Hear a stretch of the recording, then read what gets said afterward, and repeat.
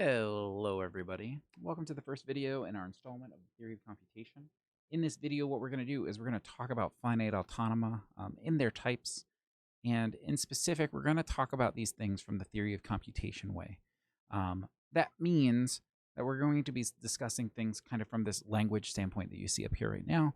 But finite autonoma are used in other places. We're just not going to talk about them in that fashion because we're building towards talking about languages so that we can then talk about the limits of computation and things like that far, far, far in the future. So for now, we're going to talk about finite autonoma in the theory of computation way. And what that means is we have to begin by talking about alphabets. Now, alphabets are a set of symbols, and it's basically just what inputs can your machine understand. So a lot of times in this sort of course, you'll talk about symbols like A and B, and that will be your entire alphabet. That's the example over here. Or you might use binary like 0 and 1, or you might use a unary alphabet like maybe just octothorpes. Um, seriously, it can be any finite set, any list of symbols can be your alphabet. What you do with that alphabet is you create strings. Usually you denote those as S or Z. These are just common variables that are used. You might see other things.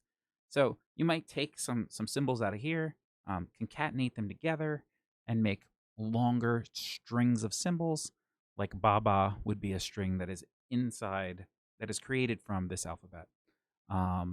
If your alphabet was zeros and ones, then it might be any binary string. So any list of zeros and ones. That could mean 10 zeros in a row, or it could mean 1,000 zeros followed by the number 1. Those are literally concatenations followed from the input alphabet.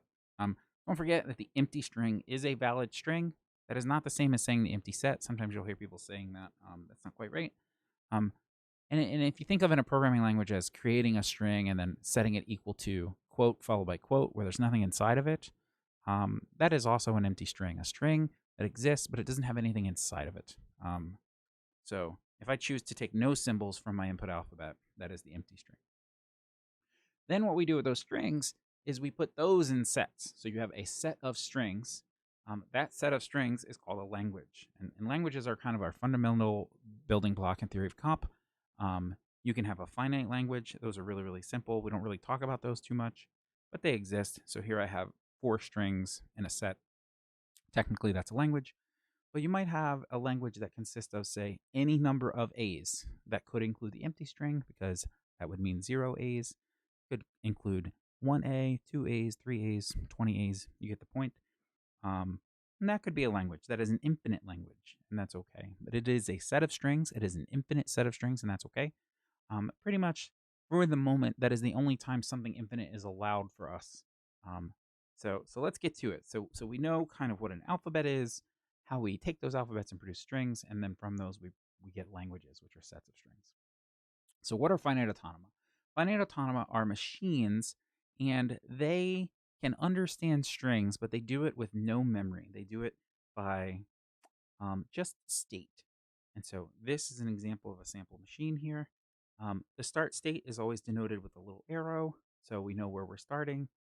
And then what you see are states. I've labeled them A and B. Those don't really mean anything. They're just for us. And they have arrows going around different places. Those are transitions. So what I would say is if I'm in state A and I see the symbol 1, then I will transition to state B. Or if I'm in state B and I see the symbol 0, then I will stay in state B. And so this forms a transition table or a transition function. You'll see one of these states has a double circle. That is an accept state.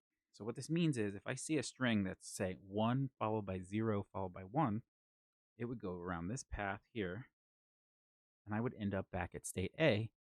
And if there is no more input, if the string is just 101, because I ended in state A, and A is not an accept state, then this machine would reject the string 101. That is rejected by the machine. If I have another string like 100, that's 100, then I end in state B. Since I end in state B, and assuming I have no more input in that string, then I would accept that string. And what you'll do if you list enough strings and you pay attention to this long enough is you'll see that this machine accepts any strings that have an odd number of ones. If you have an even number of ones, then you end up back here in A. And if you have an odd number of ones, then you end up over here in B. And finite automata are pretty good at doing modular sorts of counting and arithmetic because you don't actually have to keep much memory. You just kind of have to remember how far you've counted for the moment. You just have to keep some state. Um, if you are trying to list these things a little more formally, some formalism is over here. The input alphabet, which again better be finite, is 0 and 1. The list of states, also finite, is A and B. Our start state is A. Our list of accept states, you can have more than one accept state in these things, is B. And this is a deterministic finite autonoma, which is also called a DFA. And what that means is that this transition function is cleanly defined for all inputs and all states. And you might write it as something like Q cross A. Okay, that didn't translate very well. Q cross A gives you a Q. Actually, it shouldn't be an A. It should be a sigma.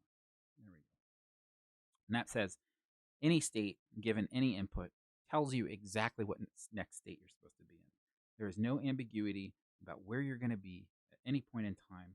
If you're given a state and an input symbol, then you know exactly where you're going. There is no falling off of the machine. There's no splitting where you're going. There's no guessing being made or anything like that.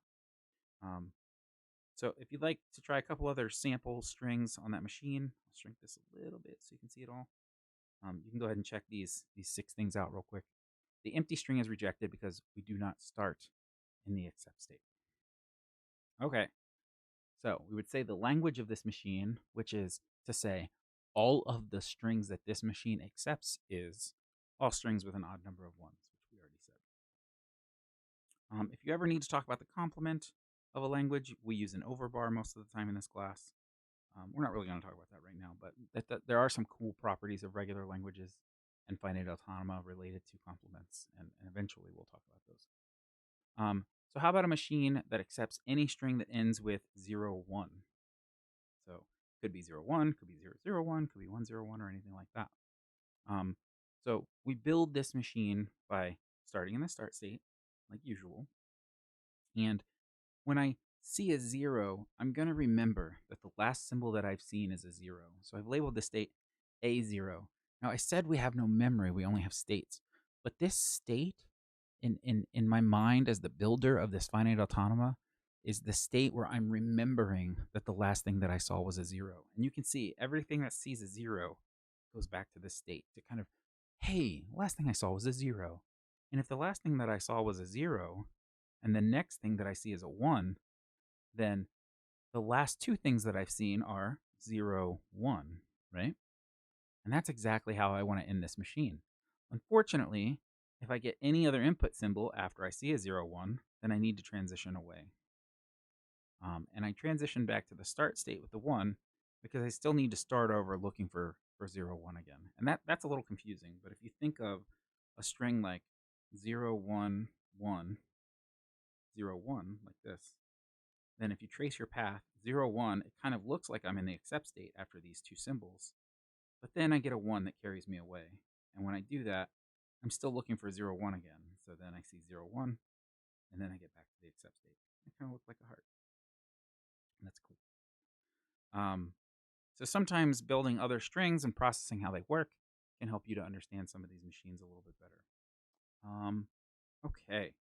So here are 2 cool machines that we can talk about the language of. I'll give you a second to kind of look at them, pause the video. All right, so let's look at this machine right here over on the left, M4.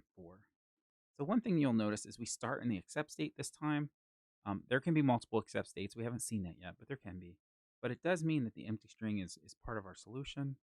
And then when you look at it, it looks like 1s take us away, 0s take us further away, 0s bring us back, 1s bring us back in. This turns out to be pretty complicated unless you know what's going on. And so I'm going to give you some strategies to tackle that here in a minute. Let's go for one that's a little bit easier. This one you can work on. Pause your video and let's look at M5. All right, so this one's a little bit easier. Why is it easier? Okay, so in our start state, what we see is that we loop on 1s, so we can see any number of 1s. Then as soon as we get a 0, we're moving to a state where we remember the fact that we've seen a 0, and then we stay there for a while. And then when we see a 1, we transition to the accept state, and then it looks like we can never leave. So what this says to me is, as soon as I see 0 followed by 1, I get to the accept state and I can never leave. And so in this case, I would say this machine, the language of this machine is all strings that contain a 0 followed by a 1. And they can have any numbers of zeros and ones. As long as there's a 0 and a 1 somewhere, we're fine, right? And you could say it contains 0, 1 if you want. That's also fine. Yeah, super cool. So let's meander back to M4, but not before I throw another language at you and let you think about this for a second. We'll meander back in just a second. I'll let it percolate a little bit because it's a harder one. How about this language, which is any number of 0, 1s repeated? And I specifically excluded the empty string. I actually think that makes this one a little bit harder. That's not necessarily on purpose, but pause the video, try it out, see if you can produce this thing. Any number of 0, 1s. The biggest difference, and I'll go ahead and skip to the answer. If you want to see the one that includes the empty string, it might look like this. The biggest difference here is that you kind of have to loop back, but you also have situations where you want to fall off of the machine. So any string that contains any number of 0, 1s. So what I'm doing here is I'm tracking my 0, 1s. But if I don't start with a 0, then I'm not going to be 0, 1s, right? Like starting with a 0 is not 0, 1s. And so what I'm going to do is I'm going to go to this null state, which is a state that you can never leave. So this is like that accept state that we can never leave, but this one is the bad trap state that you can never leave. You get stuck down here. You can check out anytime you like, but you can never leave. So what we're looking at is 0, 1, and so I need to see this pattern of 0, 1s repeatedly.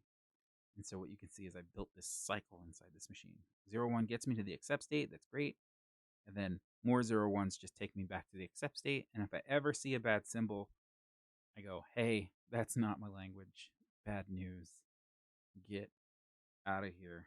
And then I will reject you forever. If you leave off this state, and you do something like this, this is an NFA, and that will be the subject of our next video, which I will start in just a moment. And in that video, I'll tell you what the language of M4 is, and we'll talk about that. All right, see you next time.